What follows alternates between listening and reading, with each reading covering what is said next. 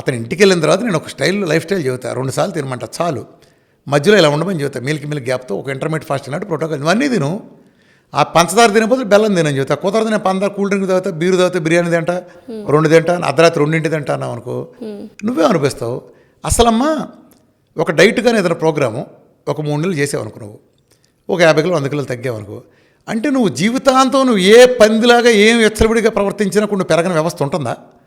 అంటే అలా అయితే ఏ అంబానీ కొడుకు దేశంలో పడిన పంటలన్నీ ఆడి తినేస్తాడుగా, మనకు దక్కుతాయి అంటే 3 నెలలు డైట్ చేస్తాడు. అలాంటి సిస్టమ్ ఉంటుందా? ప్రకృతిలో పనిష్మెంట్ ఉండదా?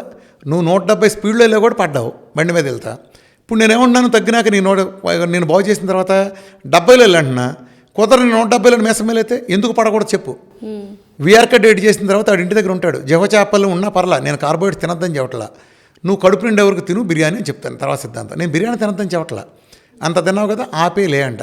కాదు కుదరదు, దాంతోపాటు 2 థమ్సప్లు తాగుతా, దాని తర్వాత 3 ఐస్ క్రీమ్లు తింటా అన్నావు అనుకో, నీకు ఖచ్చితంగా ఒళ్ళు రాదని ఎందుకు అనుకుంటున్నావు?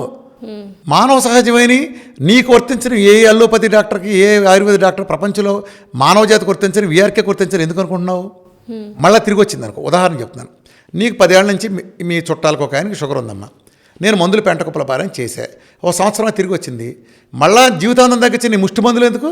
మళ్ళీ డైట్ చేసుకుంటాడు.